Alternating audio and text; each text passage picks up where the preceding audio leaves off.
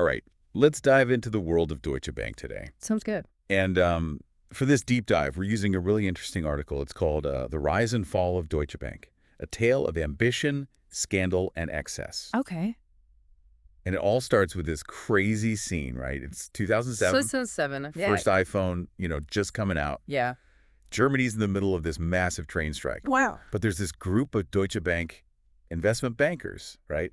They're living it up in Barcelona. Living it up. How? They're at a private Rolling Stones concert. Oh, wow. $4 million Just like that. paid for entirely by employee bonuses. That's wild. You know what's so striking about that, though? Is like, imagine that scene. The Rolling Stones, right? These bankers, all this wealth. Yeah. But at the same time, the whole global financial system is like on the edge of a cliff. About to fall apart. Yeah, total disconnect, right? And then, to make it even crazier, you've got Mick Jagger right there on stage. Oh, yeah. I know where this is going. He says, the great thing is that the money we're getting for this is coming out of your bonuses. It's like, were they even aware of what was coming? So clueless. It's like a snapshot of that bubble they were living in. Yeah. But to really get this whole story, we need to, rewind a bit. Yeah, all the way back. Way back. To the very beginning. 1870. Berlin. Berlin. Deutsche Bank is born. And their mission, it was actually very patriotic. For the country. Yeah, to secure deposits for German clients, Keep the money safe. But here's the thing.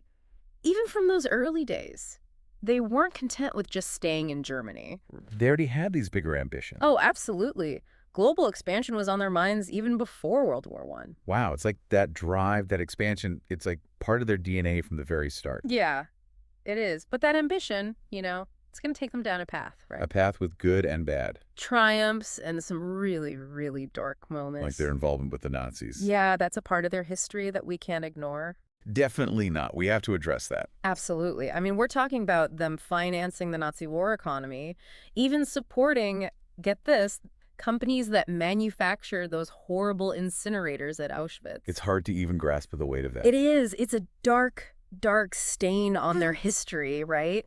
It really forces you to think about these big questions of accountability. Yeah. Like, how does an institution, even a whole nation, come to terms with a past like that? That's heavy stuff. It is. And then after the war, there's this huge rebuilding process. Rebuilding everything. Their reputation, physically, everything. They moved their headquarters to Frankfurt. Okay. Played a big part in West Germany's economic recovery, the whole economic miracle thing. Right.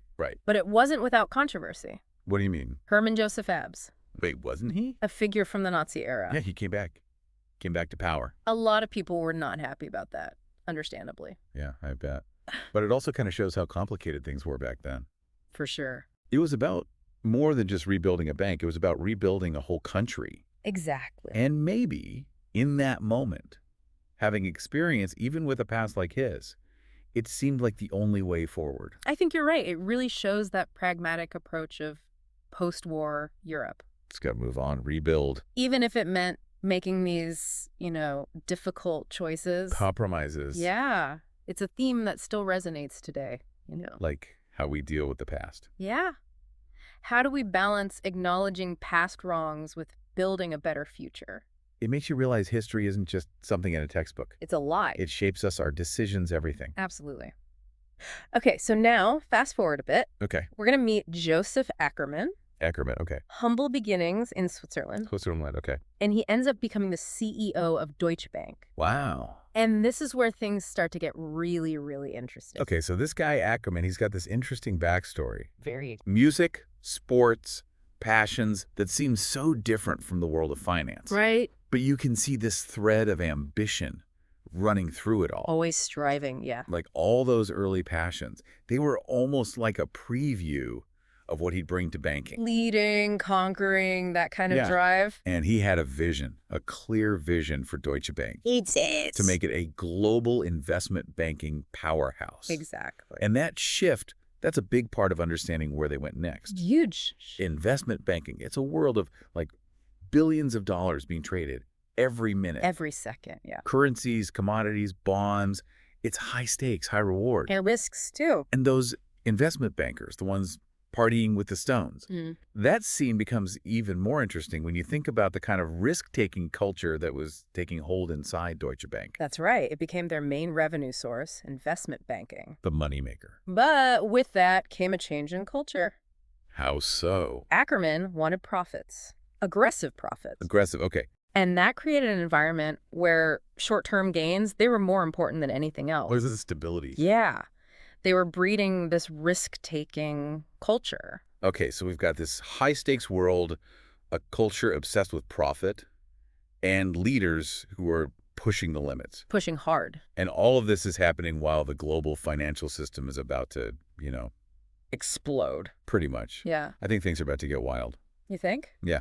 What happens next? Wild is an understatement. Remember we talked about Deutsche Bank's ambitions early on? The whole global expansion thing? Yeah. By this point, they're a major player. Global finance, the big leagues. Exactly. But that size, that influence, it came with a dark side. Like, what do you mean? What were they actually doing? We're talking serious misconduct here. Like what? Money laundering accusations. Oh, wow. Market manipulation schemes. Crazy stuff. That risk-taking culture we talked about. That's where it all went wrong. Ethics went out the window. Profits were everything. So it wasn't just like a few bad apples. This was like a systemic thing. Exactly. And remember, this wasn't happening in a bubble. The whole global financial system, it was operating with almost no oversight. Like a free-for-all? Kinda, yeah. Wild West of finance. Rules were more like suggestions, So it was like a perfect storm for this kind of thing to happen. Exactly. And Deutsche Bank, they took full advantage. One of the biggest examples, money laundering, right? For who? Wealthy Russian clients. They were helping them move billions of dollars illegally out of Russia. Billions. Using these complex schemes, things like mirror trades. Mirror trades? I don't... what is that? Okay, so imagine you want to move money secretly, right? You create these matching transactions in different markets. They basically mirror each other. So it's hard to track the money. Exactly. It's like a financial hall of mirrors. Super confusing, on purpose. Wow, that's pretty sneaky. And it sounds like it wasn't just Russia. Nope. They were helping clients dodge taxes all over the globe. Facilitating crime on a global scale. And at the same time, they were trying to promote themselves as this leader in ethical and sustainable finance. That's hypocritical much. Big time. A total disconnect between what they were saying and what they were doing. It's like they thought they were untouchable. Well, for a while, they were. They were so big, so complex, regulators couldn't keep up. But eventually, the truth came out. And then what? Consequences. Big time. Like what kind of consequences? Fines, legal settlements, the whole 9 yards. Remember LIBOR? LIBOR. Refresh my memory. That benchmark interest rate, banks use it to lend money to each other. Okay, yeah. Well, Deutsche Bank traders, they were colluding with traders from other banks to rig it. Rig it, meaning? Manipulate it to benefit themselves. They were essentially tilting the scales of the global financial system. That's, not good. Not good at all. We're talking about trillions of dollars worth of loans and financial contracts affected by this manipulation. Trillions. So they were basically messing with the foundation of the whole global economy. Pretty much. And the impact. Huge. It eroded trust in the whole system, led to billions of dollars in fines for the banks involved. So they didn't just get a slap on the wrist, they actually paid for it. Oh, yeah. And it wasn't just LIBOR. Deutsche Bank was also involved in scandals with foreign exchange rates, mortgage-backed securities fraud, violations of sanctions against Iran. It's a lot to keep track of. They were just pushing the limits everywhere. They were, and remember their whole ethical finance thing? Right, that was a joke. Total greenwashing. Trying to look good while doing all this shady stuff. Exactly. Trying to have it both ways. But in the end, the house of cards collapsed. What happened? Scandals piled up, fines, legal settlements, their reputation took a nosedive, clients lost trust, investors pulled out, their stock price plummeted. That aggressive pursuit of profit backfired. Big time. What about Ackerman, the CEO, right? Yeah. Led them through all this. Did he face any consequences? He stepped down in 2012, right before everything really blew up. He always said he didn't know about the wrongdoing. Right. But a lot of people think he created the environment that made it inevitable. Like set the tone. Exactly. It highlights the responsibility of leaders, right? Setting the tone, creating a culture where ethics matter, not just profits. Yeah, it's like that saying, the fish rots from the head. Perfect analogy. And it applies to everything, not just banks. Leaders set the tone. If it's all about winning at any cost, that's when problems start. It's a good reminder that real success isn't just about money. It's about building something that lasts, something that benefits everyone. Absolutely. Now think back to that Rolling Stones concert. The bankers in Barcelona. Yeah. Knowing what we know now, it takes on a whole new meaning. How so? Imagine them, right? Dancing, singing along to Sympathy for the Devil, but they're part of this system that's exploiting people, hurting the global economy. That's like a financial horror movie. The party's going on, but the monster's right outside. Exactly. That's hubris for you. It blinds you to the consequences. And for Deutsche Bank, that blindness was devastating.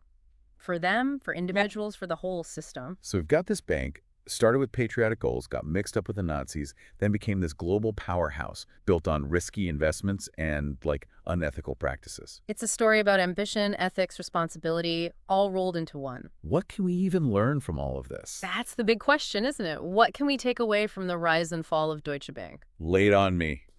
So much to unpack here, right? It is. It's a wild story. But yeah, that big question looms, doesn't it? What can we really learn from this whole Deutsche Bank saga? I think one of the biggest lessons is that ambition, it's important. It can drive progress, innovation, all that. But it needs like a strong ethical framework. Right. In their case, it was just unbridled ambition. You wanted to be the biggest no matter what. Exactly. And that eclipsed everything. Ethics, clients, everything. It became all about winning. It's like they forgot that real success, lasting success, isn't just about getting to the top. It's how you get there, right? Exactly. How you treat people along the way. And that matters. Absolutely. That's not just a finance lesson. That's for everyone. Every organization, anyone who wants to achieve something big. Ambition without a moral compass, it's dangerous. So how do we avoid another Deutsche Bank?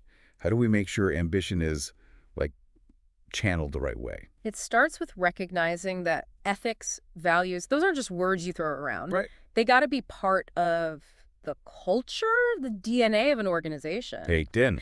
Yeah.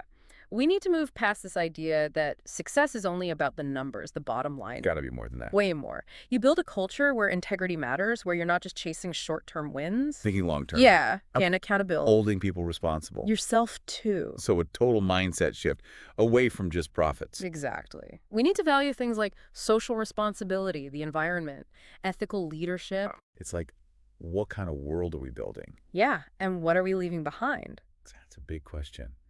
And it's kind of overwhelming, to think about changing all that. It is big, yeah. But every decision we make, it matters. Every action shapes the world around us, even in small ways. So we have power. We do. And it's not just about avoiding the bad stuff. It's about actively doing good. Making a positive impact. Yeah. When businesses act ethically, they build trust with everyone.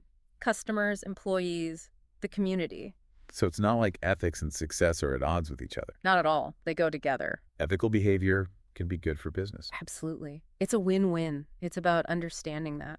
It all comes back to that Rolling Stones concert, doesn't it? It does. $4 million, employee bonuses, on the verge of a global financial crisis. A culture that lost its way. Blinded by their own ambition. Yeah, it's a powerful reminder. Even the biggest, most powerful institutions, they aren't immune to consequences. A warning. For all of us, anyone who puts short-term gains ahead of everything else. Deutsche Bank. What a story. Triumphs, tragedies, a century of history. It really makes you think about ambition, ethics, responsibility. And the choices we make. The choices matter. Well, that's our deep dive into the world of Deutsche Bank. Hopefully this got you thinking about ethics, how it plays a role in your own life, your work, everything. Think about the choices you make. They shape the future. Choose wisely. Thanks for joining us. Until next time, keep exploring, keep asking questions, and keep diving deep.